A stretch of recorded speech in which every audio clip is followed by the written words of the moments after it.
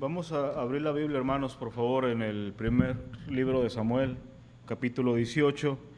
Y esta noche vamos a estar estudiando parte del capítulo, algunos versos, algunos detalles, bajo el título de El descenso de Saúl. Hemos estado empezando a ver algo sobre la vida de el rey David, que para este tiempo del libro y de la historia aún no era coronado como tal, o al menos no era oficialmente el rey de la nación.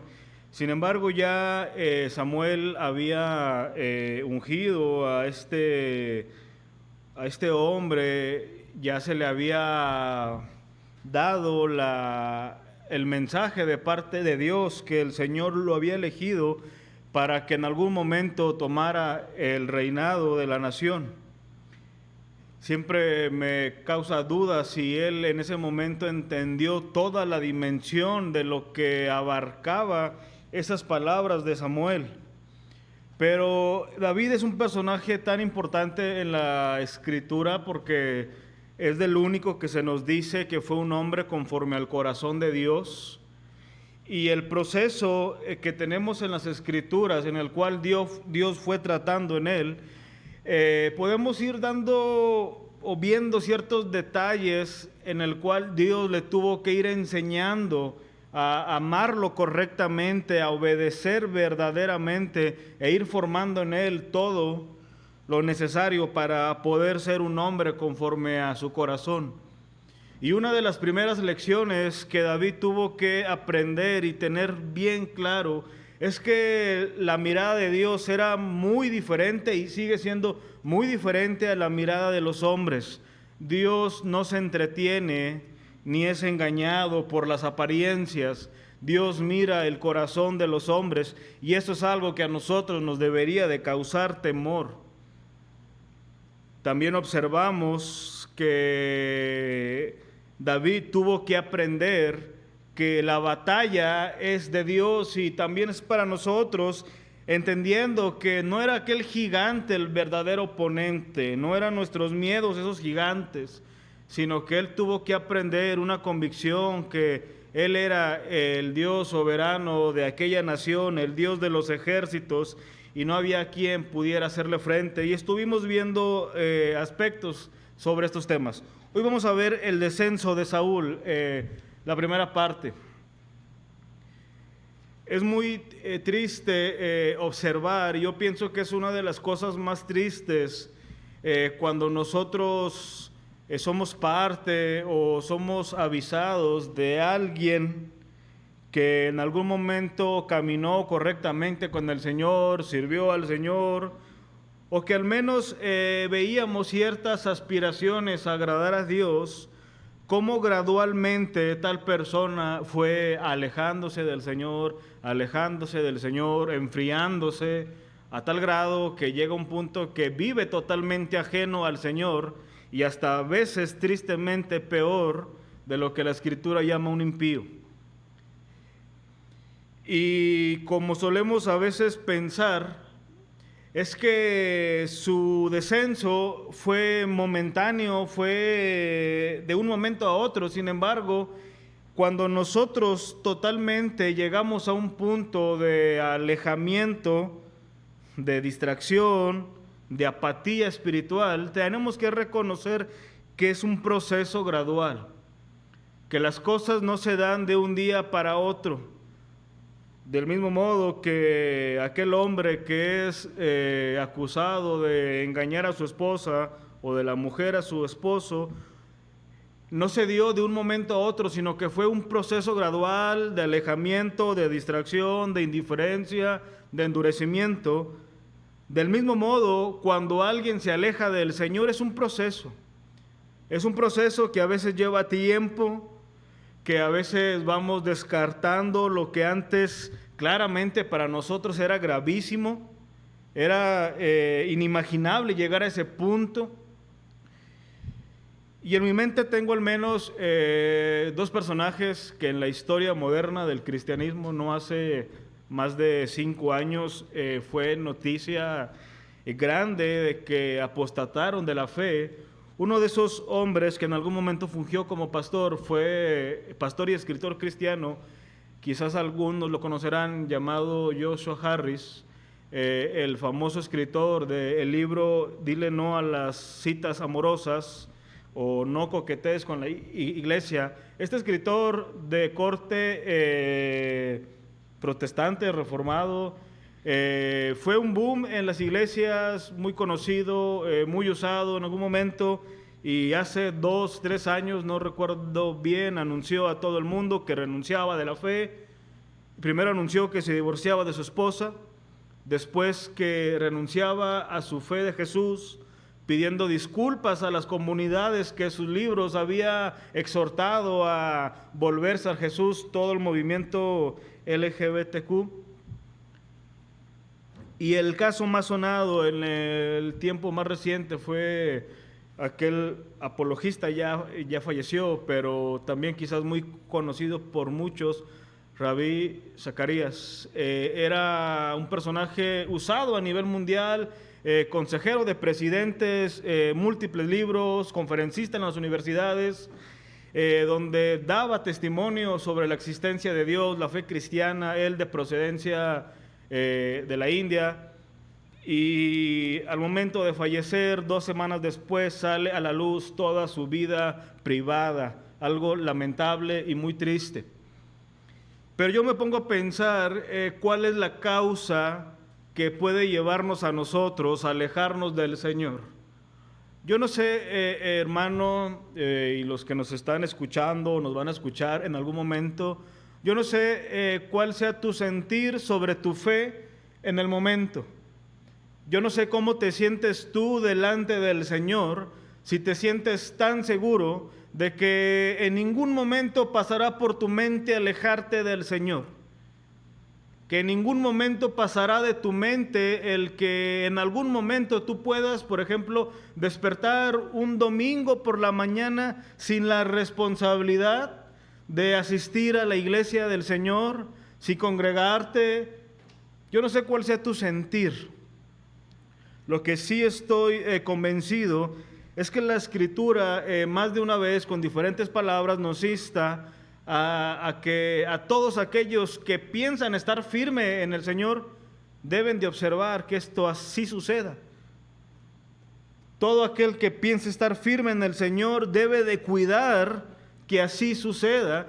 Y aunque creemos de manera ferviente en que el Señor preserva a los suyos, también creemos lo que la Escritura también dice, que debemos cuidar con temor y temblor nuestra salvación, no en el sentido de poder perder esta, sino el sentido de nuestra santificación, de nuestra calidad espiritual. ¿Qué pasa en la vida de un creyente que se enfría, que se aleja, que es apático, que ya no quiere saber nada del Señor?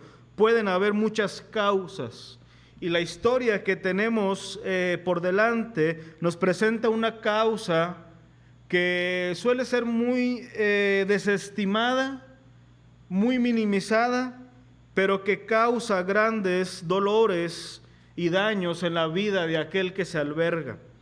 Dice Proverbios 16:18, antes del quebrantamiento es la soberbia, y antes de la caída la altivez de espíritu.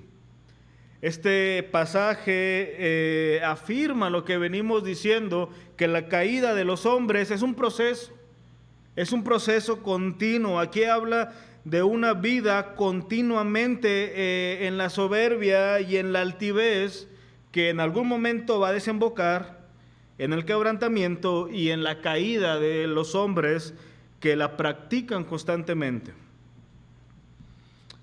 Y bajo esto, hermanos, yo quisiera decir lo siguiente antes de leer nuestra historia, que es importante tenerlo en mente.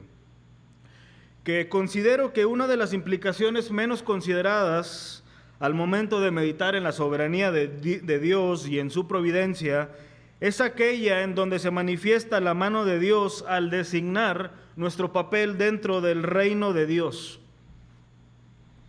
Solemos creer que la causa que ha colocado a cada persona en determinada posición es el esfuerzo, es la habilidad, es el mérito personal.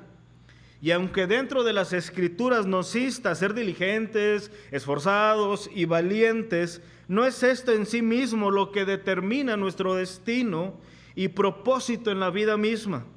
Y aún más importante, no es nuestro esfuerzo, nuestra valentía, nuestra sagacidad o diligencia lo que designa nuestra posición dentro del reino de Dios. La Escritura dice en Eclesiastés 9:11, vean lo siguiente: me volví y vi debajo del sol que ni es de los ligeros la carrera, ni la guerra de los fuertes, ni aun de los sabios el pan, ni de los prudentes las riquezas, ni de los elocuentes el favor, sino que tiempo y ocasión acontecen a todos. Ahora, yo quisiera que observáramos este mismo pasaje, pero desde la Nueva Traducción Viviente. Vean, observé algo más bajo del sol. El corredor más veloz no siempre gana la carrera, y el guerrero más fuerte no siempre gana la batalla. Los sabios a veces pasan hambre, los habilidosos no necesariamente son ricos, y los bien dirigidos no siempre tienen éxito en la vida. Todo depende de la suerte de estar en el lugar correcto en el momento oportuno. Por supuesto que si aislamos este pasaje, diríamos lo que la gente de afuera dice, que es la suerte, es el momento, pero dentro del libro de Eclesiastés, la suerte no tiene el mismo uso que la usamos nosotros. Aún esa práctica estaba en las manos de Dios. Y es el mismo libro que nos enseña que la vida del hombre y su fin están en las manos de un buen Dios soberano.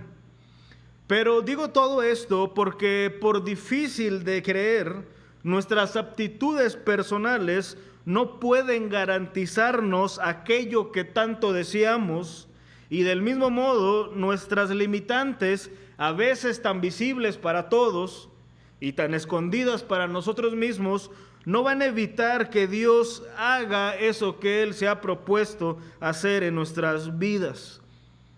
Así que no nos hacemos un bien cuando vemos la soberanía de Dios y la providencia únicamente desde el marco general, omitiendo así las particularidades.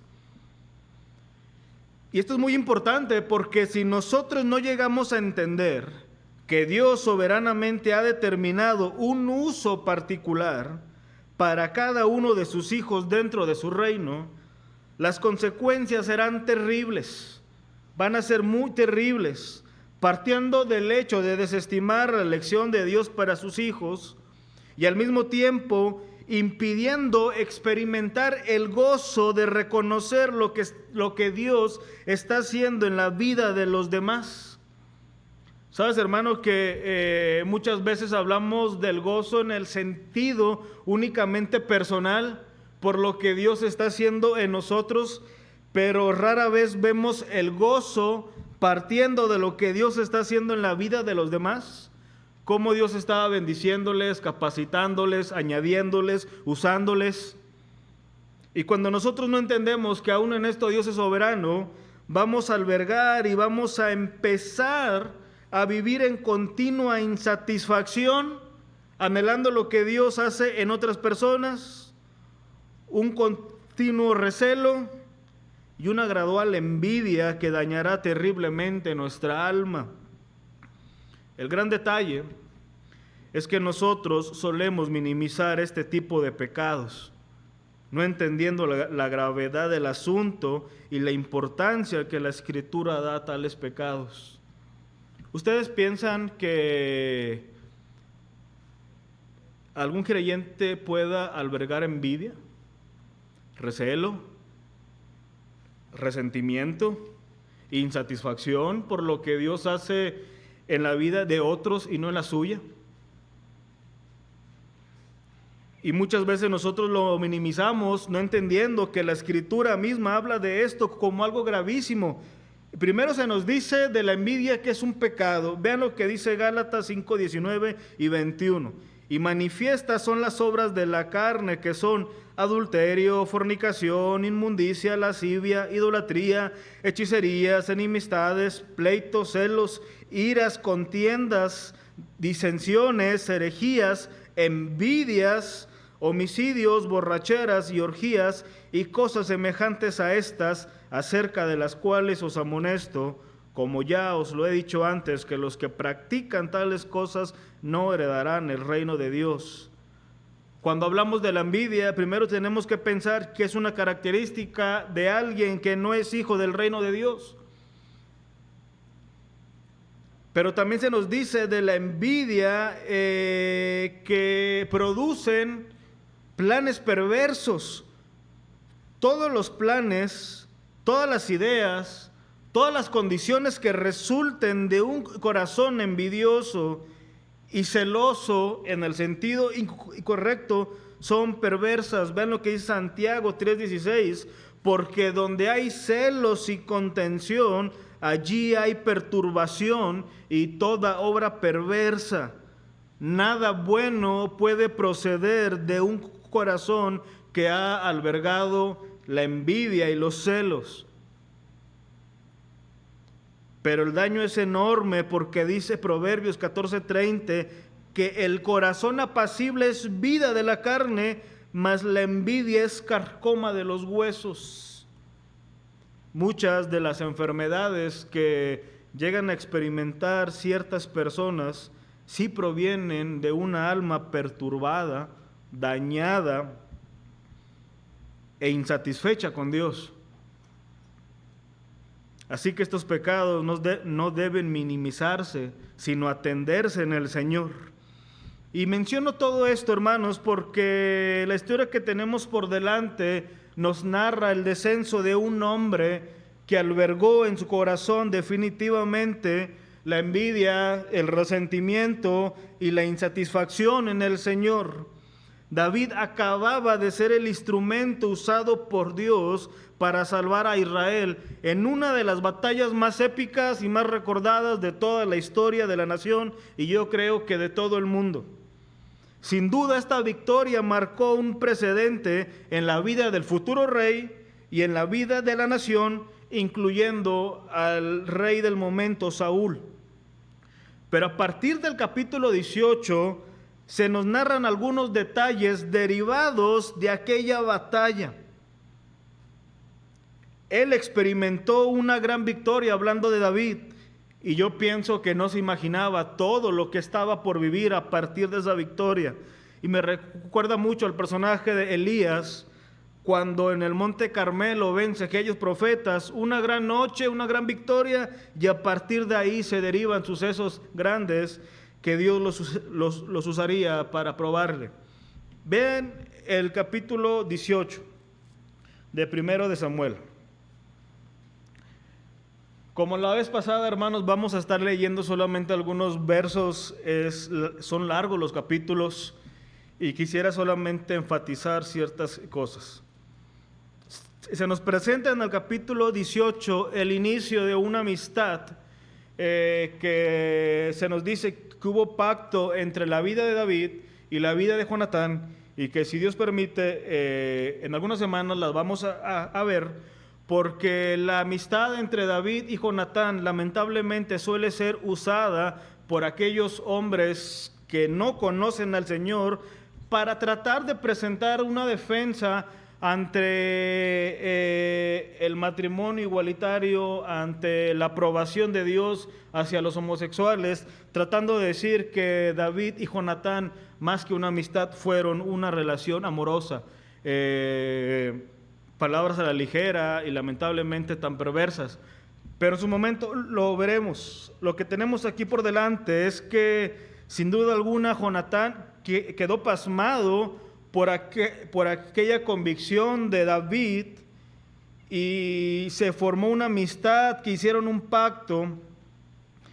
Pero vemos que a consecuencia de esto, dice el versículo 5, y salía David a donde quiera que Saúl le enviaba, y se portaba prudentemente David, y lo puso Saúl sobre gente de guerra, y era acepto a los ojos de todo el pueblo y a los ojos de los siervos de Saúl. En este verso podemos ver que la decisión de Saúl sin duda era sabia y era lógica. ¿Por qué digo que era sabia y que era lógica? Aquel joven David había manifestado vigor, valentía en la guerra. Lo lógico era colocarlo en una posición de preeminencia en el ejército, dada la reputación y dado el valor que había manifestado contra aquel gigante. Sin embargo, con todo y esa decisión llena de aparente gratitud y benevolencia, porque recordemos que David venía de una familia de no renombre, una familia que podríamos decir desapercibida en toda la nación, a diferencia del rey Saúl. Y pareciera ser que aquel pastor de ovejas por fin tenía una oportunidad de sobresalir. Pero esto nos lleva, hermanos, en primer lugar a que observemos en este pasaje la manifestación de la envidia de Saúl. La manifestación de la envidia de Saúl. Como todos los pecados, la envidia no inicia con una acción ventajosa o con una mentira, sino que todo pecado comienza dentro del corazón del hombre. Allí fue donde dijo Cristo que de ahí salen los malos pensamientos, las blasfemias, las mentiras, etcétera, etcétera. Antes de pecar externamente, en nuestro interior ya se gestó algo. Así lo dice el propio Santiago. Dice que cada uno es tentado cuando de su propia concupiscencia es atraído y seducido. Entonces la concupiscencia, después que ha concebido, da luz al pecado, y el pecado, siendo consumado, da luz a la muerte. Todo parecía ir bien en Israel. Habían vencido a Goliat y por lo tanto a todos los filisteos. Todo era celebración en la nación. Así nos muestra en los siguientes versos. Ve el versículo 6, hermanos, por favor. Aconteció que cuando volvían ellos, cuando David volvió de matar al filisteo, salieron las mujeres de todas las ciudades de Israel, cantando y danzando para recibir al rey Saúl, con panderos y con cánticos de alegría y con instrumentos de música. A nuestro parecer, bajo todo el contexto inmediato, podemos ver que la victoria sobre Goliat realmente fue una victoria de Dios contra la nación que desestimó su nombre. Para los israelitas quizás también fue una reivindicación como nación, porque aunque David era aclamado, realmente todos gozaban el triunfo, menos Saúl. Y se nos dice en el versículo 8 y 9, aquel canto, y cantaban las mujeres que danzaban y decían, Saúl hirió a sus 1000 y David a sus 10,000. Y se enojó Saúl en gran manera y le desagradó este dicho y dijo, a David dieron 10,000 y a mí 1000, no más le falta que le den el reino. Y desde aquel día Saúl no miró con buenos ojos a David. Este es uno de los pasajes más conocidos por todos los creyentes también. Aquel canto de dichas mujeres era una costumbre oriental que en ocasiones al regreso de un ejército que había ganado una victoria, grupo de mujeres y niños salían de sus aldeas para formar ciertas procesiones triunfales y celebrar aquella victoria en honor a los generales que habían merecido una alta distinción por su desempeño. Pero de estos versos resaltemos lo siguiente. Lo primero que me llama la atención en estos versos es que el enojo de Saúl no proviene de si en verdad David mató a más hombres o no. Más bien proviene de la falta de reconocimiento hacia su persona. A él no le importaba realmente si el número que mató David había servido para aquel triunfo, o si solamente era una hipérbole por haber matado a aquel gran gigante. Su problema era realmente la falta de reconocimiento hacia su persona. ¿Cómo es posible que a un joven que apenas va empezando, que no es nada, que no viene ni de una familia reconocida, le canten que él mató a 10,000, y al gran rey, aquel que ya tiene tiempo reinando sobre sus vidas, aquel rey que aclamaron, tan solo me adjudiquen 1,000 hombres. Sí, sin duda había un resentimiento grande en la vida de la persona de Saúl. Y es que la envidia se suele manifestar en querer poseer lo que le pertenece a otro. En este caso, Saúl anhelaba poseer aquel reconocimiento de aquellas mujeres, lo quería para él mismo. Si podemos tener una definición simple, sencilla, de lo que es la envidia, es querer poseer lo que le pertenece a otro. Pero en segundo lugar notamos que lo que desencadenó el enojo fue un simple canto. Hasta este momento todo parecía normal hasta que escuchó a esas mujeres. Saúl ni siquiera llegó a considerar, estoy especulando, pero Saúl ni siquiera consideró que aquel canto quizás no representaba la opinión de toda la nación. Simplemente unas cuantas mujeres cantaron y celebraron, y era un canto, palabras al aire, nada más. Unas sencillas palabras revelaron el corazón de Saúl y despertaron celos y envidia. Y esto me llama mucho la atención, hermanos, porque sin duda, tratando de trasladar esto hacia nosotros, algo que tenemos que tener bien presente, que la opinión que el creyente debe de considerar por encima de todas las demás es la de nuestro gran Señor. No se trata de desestimar la opinión de los hombres. De hecho, hermanos, yo creo que una frase dicha incorrectamente es que no te importa lo que los demás piensen de ti. Yo pienso que sí debemos de escuchar lo que otros pudieran opinar de nosotros. La Biblia habla sobre esto, pero aquí lo que estoy tratando de decir es que nuestra prioridad y nuestra mayor preocupación es qué opina de algún modo Dios sobre nosotros por encima de la opinión que pudieran tener los hombres. En este caso vemos la preocupación grande de Saúl por ser visto como el único valiente y capaz. El rey no se enojó cuando Samuel le comentó cómo Dios lo había desechado por su proceder. A él no le importó tanto las 2 veces que Samuel lo confrontó por su pecado y su desobediencia, pero cuando llegó a su mente que quizás los hombres ya veían con mayor agrado, con mayor vigor, con mayor liderazgo, aquel joven sin duda asaltó su corazón. Qué triste, hermanos, es cuando vivimos más preocupados por obtener la aprobación de los hombres más que la de Dios. Es triste, es un esfuerzo inútil, desgastante, y que producirá a nosotros amargura, tratar de agradar a cada persona, tratar de manifestarle a cada persona que no somos así, que realmente somos fieles, que realmente hacemos esto. Es algo desgastante, es algo desgastante. Aunque fue sarcástico Saúl al decir que ya solo le faltaba el reino a David, probablemente simbraba en su mente esas palabras de Samuel cuando le dijo que Dios ya había elegido un hombre conforme a su corazón para ser rey. Pero pensemos lo siguiente: Saúl sabía que Israel era el pueblo tomado por Dios.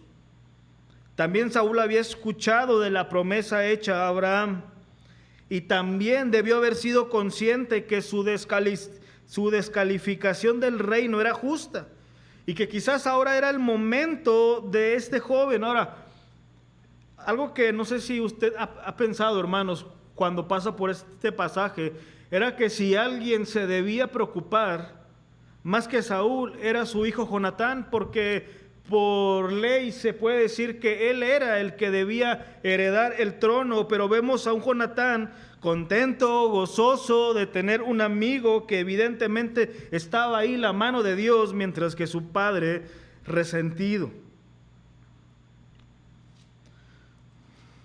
En este momento, sin duda, Saúl en su ceguera, en su enojo, en su rabia, en su celo, en su envidia, no podía contemplar lo que Dios estaba haciendo o empezando a hacer en la vida de aquel hombre. Es por eso, hermanos, que yo digo que una de las implicaciones menos consideradas por todos nosotros en la vida del reino de Dios, en la vida de la iglesia, es observar que aún en esto Dios es soberano. Sin duda todos tenemos un uso dentro de su reino, pero a Dios le ha placido quizás que alguien desempeñe más humanamente, que destaque más, pero al fin de cuentas todos abogamos por la misma causa del Señor. Entonces, ¿por qué albergar ese resentimiento? Pero ahí no para la envidia, ahí no para el enojo, sino que tiene sus manifestaciones. Y veamos en segundo lugar, para concluir esta noche, el desvarío de Saúl. El desvarío de Saúl. Algo que hace la envidia, los celos y la amargura, que sean tan graves, es que no solamente afecta nuestra parte espiritual, sino que repercuten en nuestro juicio propio y hasta en nuestro razonamiento.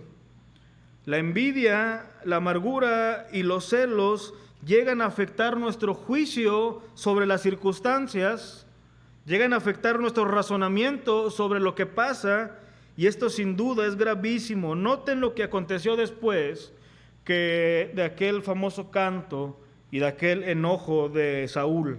Vean los versículos 10 y los versículos 11. Aconteció al otro día que un espíritu malo de parte de Dios tomó a Saúl, y él desvariaba en medio de la casa. David tocaba con su mano como los demás días, y tenía Saúl la lanza en la mano. Y arrojó Saúl la lanza diciendo: enclavaré a David a la pared, pero David lo evadió 2 veces. Mas Saúl estaba temeroso de David, por cuanto Jehová estaba con él, y se había apartado de Saúl. Cuando comenzó la ascensión de David, también inició el proceso de decaimiento del rey Saúl.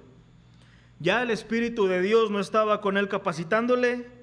En términos espirituales, ya Saúl no era el rey de Israel, aunque todavía pasaron unos 20 años para que David ascendiera al trono oficialmente.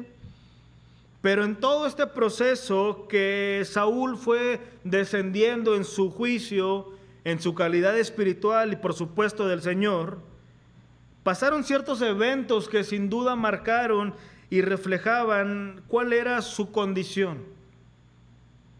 Vean cómo pasa de un enojo sobremanera a un intento real de querer matar a un hombre. Cuando dice en el versículo 11 que intentó enclavar a David, es un pasaje literalmente, o sea, era tanto ya su recelo, su enojo, su amargura con el Señor y por supuesto con David, que a la primera oportunidad intentó hacer esto. Eso es lo peligroso, hermanos, de la envidia y de la amargura. Nosotros tenemos un freno que se llama la gracia del Señor. Nosotros no manifestamos tan gravemente nuestra maldad que aún alberga en nosotros por la gracia que recibimos en Cristo. Y esa misma gracia, que se le conoce también como la gracia común, frena a los hombres que no conocen al Señor de su maldad. Pero llega un momento en que el Señor en su juicio los deja ser, en pocas palabras. Los da a su propio razonamiento, a su propia condición, dejándolos a la deriva sin ningún freno. Y ahí es cuando vemos la insensibilidad de los hombres al matar, al asesinar y a hacer toda obra perversa que es común en nuestros días. En nuestro pasaje vemos que había un espíritu que atormentaba a Saúl. No nos dice con claridad todo esto, pero por el testimonio de las Escrituras vemos que más de una vez Dios usó a Satanás como instrumento de juicio a los hombres. Y en esta condición era tanta la renuencia de este hombre al Señor, a su voluntad, a sus mandamientos, que el juicio de Dios fue llevarle en un espíritu inmundo a que lo atormentara. De hecho, en la Escritura es muy común estos pasajes cuando hablan que Dios en su juicio los deja ante Satanás para disciplinarlos. Ve lo que dice Primera de Timoteo 1, 18 al 20. Dice, manteniendo la fe y la buena conciencia, desechando la cual naufragaron en cuanto a la fe algunos, de los cuales son Himeneo y Alejandro, a quienes entregué a Satanás para que aprendan a no blasfemar. La envidia puede llegar a tal punto que Dios en su juicio se aparte de nosotros y con esto quedemos sin protección alguna para nuestra propia maldad. En el versículo 11 dice que intentó matar a David. El alcance de un corazón que alberga la envidia y la amargura puede ser catastrófico, pero en el versículo 17, vean hermanos, hasta dónde puede llegar el razonamiento y el endurecimiento de un hombre con estas condiciones. Vean la estrategia maligna de un hombre para buscar la muerte del que él pensaba era su enemigo. Versículo 17. Entonces dijo Saúl a David, he aquí yo te daré Merab, mi hija mayor, por mujer, con tal que me seas hombre valiente y pelees las batallas de Jehová. Mas Saúl decía, no será mi mano contra él, sino que será contra él la mano de los filisteos. Pero David respondió a Saúl, ¿quién soy yo o qué es mi vida o la familia de mi padre en Israel para que yo sea yerno del rey? Y llegando el tiempo en que Merab, hija de Saúl, se había de dar a David, fue dada por mujer a Adriel Meholatita. Pero Mical, la otra hija de Saúl, amaba a David y fue dicho a Saúl y le pareció bien a sus ojos. Y Saúl dijo, yo se la daré para que le sea por lazo y para que la mano de los filisteos sean contra él. Dijo pues Saúl a David por segunda vez, tú serás mi yerno hoy. Y mandó Saúl a sus siervos, hablad en secreto a David diciéndole, he aquí el rey te ama y todos sus siervos te quieren bien, sé pues yerno del rey. Los criados de Saúl hablaron estas palabras a los oídos de David, y David dijo, ¿os parece a vosotros que es poco ser yerno del rey, siendo yo un hombre pobre y de ninguna estima? Y los criados de Saúl le dieron la respuesta diciendo, tales palabras ha dicho David. Y Saúl dijo, decid así a David, el rey no desea la dote, sino 100 prepucios de filisteos, para que sea tomada venganza de los enemigos del rey. Pero Saúl pensaba hacer caer a David en manos de los filisteos. Note hasta dónde puede llegar el alcance de una mente en amargura y ajena al Señor. Sin duda alguna, todas sus buenas intenciones son solamente hipocresía. Realmente nunca buscó el bien de David, realmente nunca buscó una reconciliación, buscaba su muerte. Estaba cegada a tal punto que cada acción, cada pensamiento son trágicos. Vemos a un hombre ya totalmente alejado del Señor, totalmente albergado en un corazón resentido, no reconociendo la mano de Dios sobre la vida de David, no viendo lo que estaba por delante y perdiendo toda oportunidad de terminar bien sus últimos días. Y concluimos, hermanos, diciendo lo siguiente: la continua resistencia a la voluntad de Dios, la desobediencia a su ley, la falta de comunión con el Señor llevan a los creyentes a condiciones deplorables, a no ver su mano sobre su propia vida y a no ver la mano de Dios sobre la vida de los demás. El alejarnos de Dios puede llevarnos a experimentar condiciones inimaginables, condiciones que quizás nunca pasarían por tu mente hacer.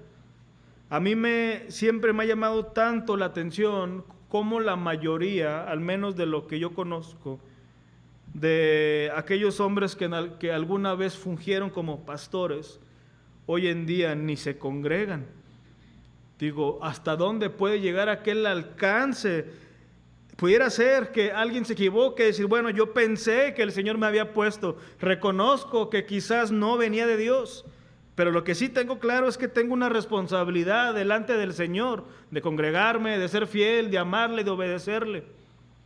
Y es lamentable que a veces nosotros no veamos el proceso gradual en el que estamos, ese enfriamiento, y cómo eso da lugar a un recelo y un resentir hacia el Señor, desestimando lo que el Señor nos ha dado, desestimando la posición soberana que el Señor nos ha dado dentro de su reino, que es mucho, hermanos, partiendo de que ninguno de nosotros merece absolutamente nada delante del Señor.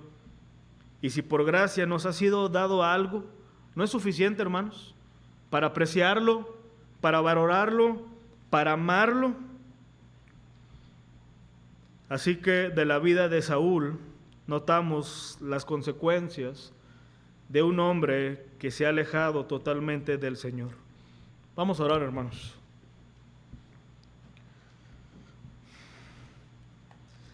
Padre, te damos gracias, Señor, en esta noche por el testimonio de tu palabra. Señor, en esta noche nos ponemos nuevamente en tus manos, suplicando, Padre, que nos ayudes a ver nuestros propios errores, nuestra propia condición. Sin duda, Señor, necesitamos ser alentados por ti. Necesitamos, Señor, ver nuestro camino y ver cuando éste se empieza a alejar. Usa tu palabra, Señor, para exhortarnos. Usa a tu iglesia para confrontarnos, Señor, también, y darnos ánimo a seguir adelante. Y si alguien, Señor, de los que estamos en esta noche presentes, por algún momento ha albergado en su corazón enojo, resentimiento, envidia, Señor, por lo que tú haces en la vida de otras personas, perdónale, Señor, y llévale a una claridad en su mente, entendiendo que aún esto viene de ti. Gracias, Padre, por lo que tú vas a hacer en la vida de esta iglesia, cómo nos seguirás conformando a la imagen de Cristo. Gracias, Señor, en el nombre de Jesús. Amén.